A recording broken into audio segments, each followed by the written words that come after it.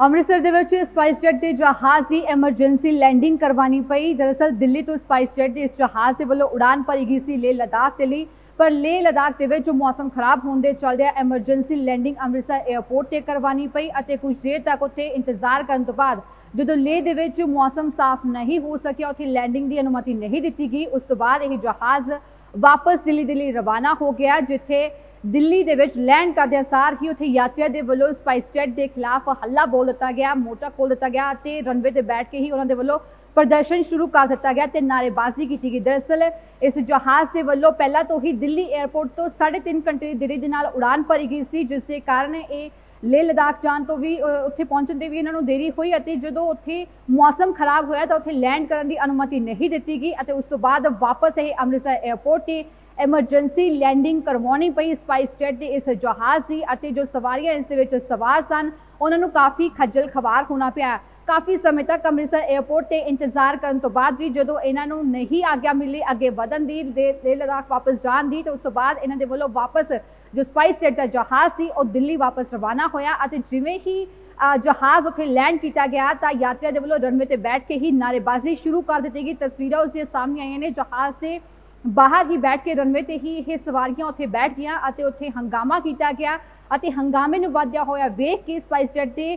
ਜੋ ਕੰਪਨੀ ਹੈ ਉਹਨਾਂ ਦੇ ਪ੍ਰਬੰਧਕਾਂ ਦੇ ਵੱਲੋਂ ਯਾਤਰੀਆਂ ਦੇ ਰਹਿਣ ਸਹਿਣ ਅਤੇ ਖਾਣ ਪੀਣ ਦਾ ਪ੍ਰਬੰਧ ਕੀਤਾ ਗਿਆ। ਇੰਨਾ ਹੀ ਨਹੀਂ, ਉਸ ਤੋਂ ਬਾਅਦ ਵਾਪਸ ਇਹਨਾਂ ਨੂੰ ਲੇਹ ਲਦਾਖ ਪਹੁੰਚਾਉਣ ਦੀ ਵੀ ਉਹਨਾਂ ਦੇ ਵੱਲੋਂ ਪੂਰੀ ਪਲਾਨਿੰਗ ਕੀਤੀ ਗਈ। ਉਹਨਾਂ ਨੂੰ ਵਾਪਸ ਉੱਥੇ ਲੇਹ ਲਦਾਖ ਪਹੁੰਚਾਇਆ ਗਿਆ, ਪਰ ਇਹ ਕੋਈ ਪਹਿਲਾ ਮਾਮਲਾ ਅਜਿਹਾ ਨਹੀਂ ਹੈ ਜਦੋਂ ਸਪਾਈਸਜੈਟ ਦੇ ਨਾਲ ਜੁੜਿਆ ਕੋਈ ਵਿਵਾਦ ਸਾਹਮਣੇ ਆਇਆ ਹੋਵੇ। ਉਸ ਤੋਂ ਪਹਿਲਾਂ ਵੀ ਕਈ ਤਰੀਕੇ ਦੇ ਵਿਵਾਦ ਸਾਹਮਣੇ ਆ ਚੁੱਕੇ ਨੇ। ਸਪਾਈਸਜੈਟ ਦੇ ਜਹਾਜ਼ਾਂ ਦੇ ਵਿੱਚ ਤਕਨੀਕੀ ਖਰਾਬੀਆਂ ਦੀ ਵੀ, ਖਾਮੀਆਂ ਦੀ ਵੀ ਕਾਫੀ ਖਬਰਾਂ ਸਾਹਮਣੇ ਆਈਆਂ ਸਨ, ਪਰ ਹੁਣ ਅੰਮ੍ਰਿਤਸਰ 에ਅਰਪੋਰਟ ਤੇ ਇਹ ਐਮਰਜੈਂਸੀ ਲੈਂਡਿੰਗ ਹੋਈ ਹੈ। ਦੇਰ ਰਾਤ ਇਹ ਘਟਨਾ ਦੱਸੀ ਜਾ ਰਹੀ ਹੈ। ਲੇਹ ਦੇ ਵਿੱਚ ਇਸ ਦੇ ਵੱਲੋਂ ਲੈਂਡ ਕਰਨਾ ਸੀ। ਦਿੱਲੀ ਤੋਂ ਹੀ 3.5 ਘੰਟੇ ਦੀ ਦੇਰੀ ਦੇ ਨਾਲ ਸਪਾਈਸਜੈਟ ਦੇ ਜਹਾਜ਼ ਦੇ ਵੱਲੋਂ ਉਡਾਨ ਭਰੀ ਗਈ ਸੀ, ਜਿਸ ਦੇ ਕਾਰਨ ਯਾਤਰੀ ਪਹਿਲਾਂ ਤੋਂ ਹੀ ਕਾਫੀ ਪਰੇਸ਼ਾਨ ਸੀ, ਪਰ ਲੇਹ ਦੇ ਵਿੱਚ ਮੌਸਮ ਖਰਾਬ ਹੋਣ ਦੇ ਚੱਲਦਿਆਂ ਅੰਮ੍ਰਿਤਸਰ 에ਅਰਪੋਰਟ ਤੇ ਇਸ ਐਮਰਜੈਂਸੀ ਲੈਂਡਿੰਗ ਹੋਈ ਅਤੇ ਜਦੋਂ ਉੱਥੇ ਵੈਦਰ ਕਲੀਅਰ ਨਹੀਂ ਹੋ ਪਾਇਆ ਤਾਂ ਵਾਪਸ ਇਸ ਜਹਾਜ਼ ਦੇ ਵੱਲੋਂ ਦਿੱਲੀ ਉਡਾਨ ਭਰੀ ਗਈ ਅਤੇ ਯਾਤਰੀਆਂ ਦੇ ਵੱਲੋਂ ਦਿੱਲੀ ਪਹੁੰਚ ਕੇ ਹੰਗਾਮਾ ਕੀਤਾ ਗਿਆ। ਹਾਲਾਂਕਿ ਸਪਾਈਸਜੈਟ ਦੇ ਵੱਲੋਂ ਮੌਕਾ ਸਾਂਭ ਲਿਆ ਗਿਆ, ਯਾਤਰੀਆਂ ਦੇ ਰਹਿਣ ਸਹਿਣ ਦਾ, ਖਾਣ ਪੀਣ ਦਾ ਪ੍ਰਬੰਧ ਕੀਤਾ ਗਿਆ ਤੇ ਨਾਲ ਦੀ ਨਾਲ ਹੀ ਇਹਨਾਂ ਨੂੰ ਵਾਪਸ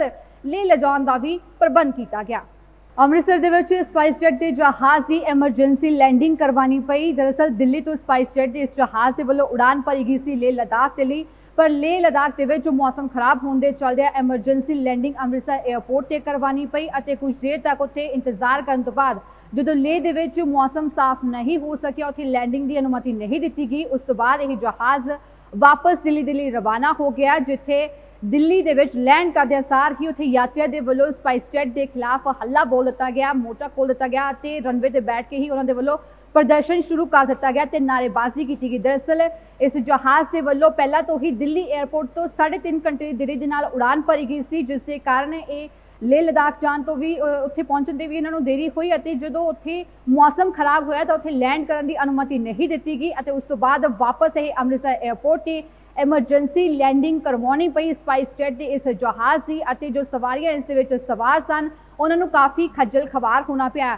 ਕਾਫੀ ਸਮੇਂ ਤੱਕ ਅੰਮ੍ਰਿਤਸਰ 에ਅਰਪੋਰਟ ਤੇ ਇੰਤਜ਼ਾਰ ਕਰਨ ਤੋਂ ਬਾਅਦ ਵੀ ਜਦੋਂ ਇਹਨਾਂ ਨੂੰ ਨਹੀਂ ਆਗਿਆ ਮਿਲੀ ਅੱਗੇ ਵਧਣ ਦੀ, ਲੇਹ ਲਦਾਖ ਵਾਪਸ ਜਾਣ ਦੀ, ਤੇ ਉਸ ਤੋਂ ਬਾਅਦ ਇਹਨਾਂ ਦੇ ਵੱਲੋਂ ਵਾਪਸ ਜੋ ਸਪਾਈਸਜੈਟ ਦਾ ਜਹਾਜ਼ ਸੀ ਉਹ ਦਿੱਲੀ ਵਾਪਸ ਰਵਾਨਾ ਹੋਇਆ ਅਤੇ ਜਿਵੇਂ ਹੀ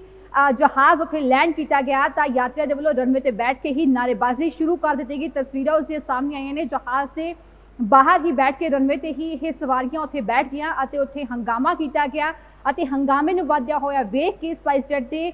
ਜੋ ਕੰਪਨੀ ਹੈ ਉਹਨਾਂ ਦੇ ਪ੍ਰਬੰਧਕਾਂ ਦੇ ਵੱਲੋਂ ਯਾਤਰੀਆਂ ਦੇ ਰਹਿਣ ਸਹਿਣ ਅਤੇ ਖਾਣ ਪੀਣ ਦਾ ਪ੍ਰਬੰਧ ਕੀਤਾ ਗਿਆ। ਇੰਨਾ ਹੀ ਨਹੀਂ, ਉਸ ਤੋਂ ਬਾਅਦ ਵਾਪਸ ਇਹਨਾਂ ਨੂੰ ਲੇਹ ਲਦਾਖ ਪਹੁੰਚਾਉਣ ਦੀ ਵੀ ਉਹਨਾਂ ਦੇ ਵੱਲੋਂ ਪੂਰੀ ਪਲਾਨਿੰਗ ਕੀਤੀ ਗਈ। ਉਹਨਾਂ ਨੂੰ ਵਾਪਸ ਉੱਥੇ ਲੇਹ ਲਦਾਖ ਪਹੁੰਚਾਇਆ ਗਿਆ, ਪਰ ਇਹ ਕੋਈ ਪਹਿਲਾ ਮਾਮਲਾ ਅਜਿਹਾ ਨਹੀਂ ਹੈ ਜਦੋਂ ਸਪਾਈਸਜੈਟ ਦੇ ਨਾਲ ਜੁੜਿਆ ਕੋਈ ਵਿਵਾਦ ਸਾਹਮਣੇ ਆਇਆ ਹੋਵੇ। ਉਸ ਤੋਂ ਪਹਿਲਾਂ ਵੀ ਕਈ ਤਰੀਕੇ ਦੇ ਵਿਵਾਦ ਸਾਹਮਣੇ ਆ ਚੁੱਕੇ ਨੇ। ਸਪਾਈਸਜੈਟ ਦੇ ਜਹਾਜ਼ਾਂ ਦੇ ਵਿੱਚ ਤਕਨੀਕੀ ਖਰਾਬੀਆਂ ਦੀ ਵੀ, ਖਾਮੀਆਂ ਦੀ ਵੀ ਕਾਫੀ ਖਬਰਾਂ ਸਾਹਮਣੇ ਆਈਆਂ ਸਨ, ਪਰ ਹੁਣ ਅੰਮ੍ਰਿਤਸਰ 에ਅਰਪੋਰਟ ਤੇ ਇਹ ਐਮਰਜੈਂਸੀ ਲੈਂਡਿੰਗ ਹੋਈ ਹੈ। ਦੇਰ ਰਾਤ ਇਹ ਘਟਨਾ ਦੱਸੀ ਜਾ ਰਹੀ ਹੈ। ਲੇਹ ਦੇ ਵਿੱਚ ਇਸ ਦੇ ਵੱਲੋਂ ਲੈਂਡ ਕਰਨਾ ਸੀ। ਦਿੱਲੀ ਤੋਂ ਹੀ 3.5 ਘੰਟੇ ਦੀ ਦੇਰੀ ਦੇ ਨਾਲ ਸਪਾਈਸਜੈਟ ਦੇ ਜਹਾਜ਼ ਦੇ ਵੱਲੋਂ ਉਡਾਨ ਭਰੀ ਗਈ ਸੀ, ਜਿਸ ਦੇ ਕਾਰਨ ਯਾਤਰੀ ਪਹਿਲਾਂ ਤੋਂ ਹੀ ਕਾਫੀ ਪਰੇਸ਼ਾਨ ਸੀ, ਪਰ ਲੇਹ ਦੇ ਵਿੱਚ ਮੌਸਮ ਖਰਾਬ ਹੋਣ ਦੇ ਚੱਲਦਿਆਂ ਅੰਮ੍ਰਿਤਸਰ 에ਅਰਪੋਰਟ ਤੇ ਇਸ ਐਮਰਜੈਂਸੀ ਲੈਂਡਿੰਗ ਹੋਈ ਅਤੇ ਜਦੋਂ ਉੱਥੇ ਵੈਦਰ ਕਲੀਅਰ ਨਹੀਂ ਹੋ ਪਾਇਆ ਤਾਂ ਵਾਪਸ ਇਸ ਜਹਾਜ਼ ਦੇ ਵੱਲੋਂ ਦਿੱਲੀ ਉਡਾਨ ਭਰੀ ਗਈ ਅਤੇ ਯਾਤਰੀਆਂ ਦੇ ਵੱਲੋਂ ਦਿੱਲੀ ਪਹੁੰਚ ਕੇ ਹੰਗਾਮਾ ਕੀਤਾ ਗਿਆ। ਹਾਲਾਂਕਿ ਸਪਾਈਸ ਜੈਟ ਦੇ ਵੱਲੋਂ ਮੌਕਾ ਸਾਂਭ ਲਿਆ ਗਿਆ, ਯਾਤਰੀਆਂ ਦੇ ਰਹਿਣ ਸਹਿਣ ਦਾ, ਖਾਣ ਪੀਣ ਦਾ ਪ੍ਰਬੰਧ ਕੀਤਾ ਗਿਆ ਤੇ ਨਾਲ ਦੀ ਨਾਲ ਹੀ ਇਹਨਾਂ ਨੂੰ ਵਾਪਸ